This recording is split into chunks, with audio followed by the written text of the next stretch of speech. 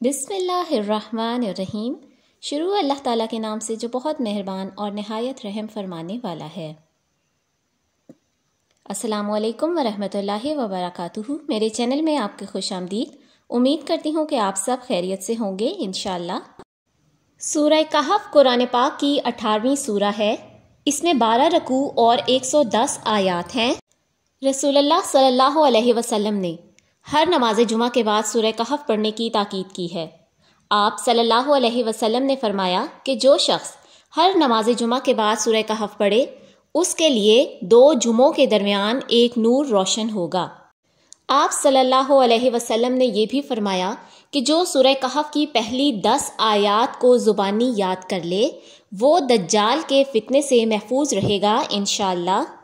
ہم میں سے بہت سے لوگ سورہ کہف کی تلاوت تو کرتے ہیں، لیکن بہت کم لوگ شاید یہ بات جانتے ہیں کہ سورہ کہف میں اللہ تعالیٰ نے 4 واقعات بیان کیے ہیں۔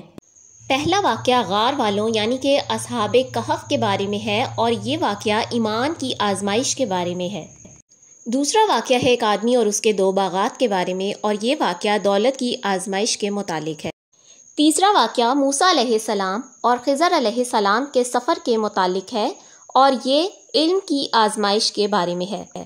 چوتھا اور آخری واقعہ بادشاہ ذوالقرنین کا ہے، جو کہ طاقت اور مرتبے کی آزمائش ہے۔ آج میں آپ کو یہ واقعات انتہائی مختصر اور آسان الفاظ میں بیان کروں گی تاکہ اگلی دفعہ جب آپ سورہ کہف پڑھیں تو آپ کو اس کا مطلب معلوم ہو۔ پہلے واقعے میں اللہ تعالیٰ نے اصحاب کہف کا ذکر کیا ہے۔ اصحاب کہف کچھ نوجوان تھے جو اللہ پر ایمان رکھنے والے تھے، لیکن ان کے ایمان کے باعث شہر کے لوگ ان کے دشمن ہو گئے۔ شہر والوں کے ڈر سے یہ نوجوان شہر چھوڑ دیتے ہیں اور شہر سے باہر آ کر ایک غار کے اندر پناہ لے لیتے ہیں۔ اصحاب کہف کی تعداد کے بارے میں قرآن مجید نے کوئی وضاحت نہیں دی۔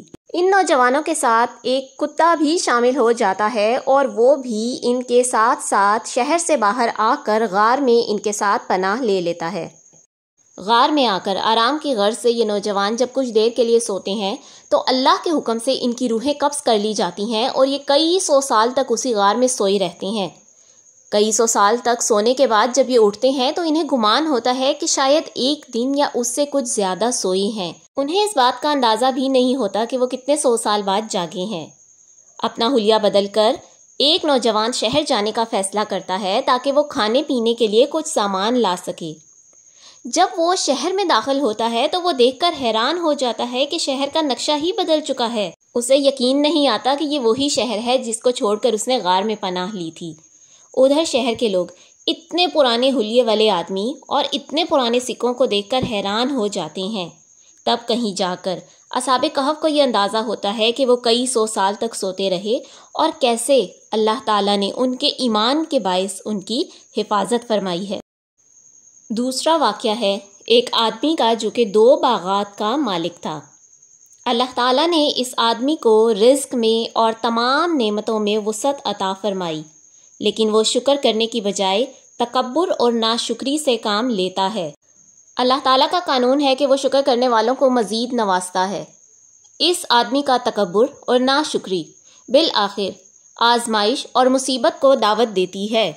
اللہ تعالیٰ اس کے باغات کو اجاڑنے کے لیے وہاں پر بیماری نازل فرما دیتے ہیں، اور ایسے اس کے باغات بالکل ویران ہو جاتے ہیں۔ اس واقعے سے اللہ تعالیٰ یہ بتا رہے ہیں کہ دنیا کے مال و متاع کے آسرے پر نہ رہنا، کیونکہ بے شک اس کا ملنا اور نہ ملنا دونوں ہی آزمائش کی صورت ہے۔ سورہ کہف میں تیسرا واقعہ موسیٰ اور خضر علیہ السلام کا ہے۔ ایک دن حضرت موسیٰ علیہ السلام اپنی قوم بنی اسرائیل سے خطاب کر رہے ہوتے ہیں، تو بنی اسرائیل آپ سے پوچھتی ہے کہ اے موسیٰ، انسانوں میں سب سے زیادہ علم والا کون ہے؟ حضرت موسیٰ کہتے ہیں کہ وہ انسان میں ہوں۔ اس بات کے جواب میں اللہ تعالیٰ موسیٰ کو کہتے ہیں کہ اے موسیٰ، میرا ایک بندہ جو 2 سمندروں کے ملنے کی جگہ پہ رہتا ہے یعنی کہ خضر، سب سے زیادہ علم والا وہ ہے۔ اس بات کو سن کے حضرت موسیٰ اللہ تعالیٰ سے گزارش کرتے ہیں کہ وہ خضر سے ملنا چاہتے ہیں، اور پھر اللہ کی دی ہوئی ہدایات کے مطابق وہ حضرت خضر علیہ السلام کو ڈھونڈنے کے لیے سفر کرتے ہیں، اور پھر ڈھونڈتے ڈھونڈتے موسیٰ علیہ السلام خضر تک پہنچ جاتے ہیں۔ خضر سے ملنے کے بعد موسیٰ ان کے ساتھ سفر کی اجازت مانگتے ہیں تو اس شرط پر اجازت دی جاتی ہے کہ موسیٰ دوران سفر کوئی سوال نہیں کریں گے، اور اس طرح دونوں کے سفر کا آغاز ہوتا ہے۔ دوران سفر خضر اور موسیٰ کا گزر جب ایک لڑکے کے پاس سے ہوتا ہے تو موسیٰ کیا دیکھتے ہیں کہ خضر علیہ السلام اس لڑکے کو ہلاک کر دیتے ہیں۔ یہ تمام معاملہ دیکھ کے موسیٰ برہم ہوتے ہیں اور خضر سے کہتے ہیں کہ یہ آپ نے کیا کیا؟ آپ نے ایک جان کو ناحق مار دیا۔ اس بات پر خضر ان کو یاد کرواتے ہیں کہ دوران سفر انہیں کوئی سوال کرنے کی اجازت نہیں ہے۔ یہ بات سن کر موسیٰ خاموش ہو جاتے ہیں۔ تھوڑا آگے بڑھ کر موسیٰ اور خضر علیہ السلام کچھ ملاحوں کی مدد سے کشتی میں سوار ہوتے ہیں اور دریا عبور کرتے ہیں۔ کشتی سے اترنے سے پہلے خضر علیہ السلام اس کا ایک تختہ اتار کر اس کو نقصان پہنچاتے ہیں۔ یہ سب دیکھ کر موسیٰ پھر سوال کر بیٹھتے ہیں اور خضر علیہ السلام پھر انہیں وہی وعدہ یاد دلاتے ہیں۔ کچھ آگے بڑھ کر موسیٰ اور خضر ایک دیوار کے سائے میں بیٹھتے ہیں جو زیر تعمیر ہے، تو وہاں پہ کام کرنے والے مزدور ان کو ڈانٹ کے وہاں سے بھگا دیتے ہیں۔ تو خضر اٹھتے اٹھتے اس دیوار کو سہارا دیتے ہیں جو کہ بالکل ٹیڑھی بن رہی ہے اور گرنے والی ہے، اور سہارا دے کر اس کو سیدھا کر دیتے ہیں۔ اس بات پر موسیٰ ایک دفعہ پھر آپ سے سوال کرتے ہیں کہ ایسا کیوں کیا؟ موسیٰ علیہ السلام کا تیسرا سوال سننے کے بعد خضر ان سے کہتے ہیں کہ موسیٰ، اپنے وعدے کے مطابق آپ سوال پوچھنے سے باز نہ آئے، لہٰذا میرے اور آپ کے سفر کا یہاں اختتام ہوتا ہے، لیکن اس سے پہلے میں آپ کو وجہ بتا دیتا ہوں، اور آپ کے سوالوں کا جواب یہ ہے کہ جو بچہ میں نے ہلاک کیا وہ اس لیے کہ وہ بڑا ہو کر کفر اختیار کرتا اور ماں باپ کے لیے دنیا اور آخرت میں رسوائی کا باعث بنتا۔ امید ہے کہ اللہ تعالیٰ اس کے ماں باپ کو نیک اولاد عطا کرے گا۔ وہ کشتی جس میں ملاحوں نے ہمیں مدد کر کے سوار کیا اور میں نے اس کو نقصان پہنچایا، تو اس کی وجہ یہ ہے کہ وہ جس علاقے کی جانب سفر کر رہی ہیں اس کا بادشاہ ایک ظالم انسان ہے جو ہر سلامت اور اچھی کشتی پر قبضہ کر لیتا ہے۔ میں نہیں چاہتا تھا کہ ان لوگوں کی کشتی پر قبضہ ہو، انہوں نے ہماری مدد کی، اس لیے ان کی کشتی کو نقصان پہنچا دیا تاکہ ان کی کشتی ان کے پاس ہی محفوظ رہے۔ اور موسیٰ، وہ دیوار جس کو میں نے سہارا دے کر سیدھا کیا، دراصل اس کے نیچے 2 یتیم بچوں کا خزانہ دفن ہے، اور اللہ تعالیٰ چاہتے ہیں کہ وہ جوان ہونے کے بعد اس دیوار کے نیچے سے اپنا خزانہ حاصل کریں، اس لیے میں نے اس کو ٹھیک کیا۔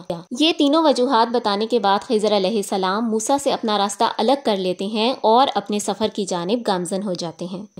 سورہ کہف میں بیان کردہ آخری واقعہ بادشاہ ذوالقرنین کا ہے، جو کہ ایک انصاف پسند اور متقی بادشاہ ہیں، اور اللہ تعالیٰ نے انہیں بے پناہ جسمانی طاقت سے نوازا ہوا ہے۔ اپنے آخری سفر پہ ذوالقرنین سفر کرتے کرتے 2 پہاڑوں کے درمیان موجود قبیلے پر آ کے رکتے ہیں اور وہاں پر موجود لوگوں سے ملتے ہیں۔ یہ لوگ یاجوج ماجوج کی وجہ سے شدید پریشان ہیں، کیونکہ یاجوج ماجوج زمین پر فساد برپا کرتے ہیں۔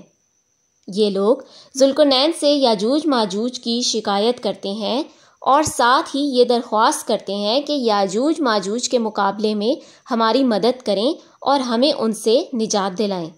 ذوالقرنین، جن کو اللہ تعالیٰ نے بے پناہ جسمانی طاقت سے نوازا ہے، حکم دیتے ہیں کہ تانبا اور سیسا پگھلایا جائے اور پھر اس سیسے سے دیوار بنا کر یاجوج ماجوج کو اندر ہی قید کر دیتے ہیں، اور پھر کہتے ہیں کہ جب میرے رب کا وعدہ پورا ہوگا تو وہ اس دیوار کو ہموار کر دے گا، یعنی کہ وہ اس دیوار کو ختم کر دے گا اور ایسے یاجوج ماجوج کو دوبارہ آزاد کر دے گا۔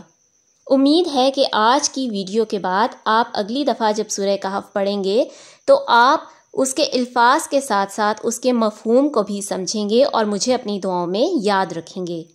اگر آپ کو میری ویڈیو پسند آئی تو میرے چینل کو سبسکرائب کریں۔ بہت شکریہ۔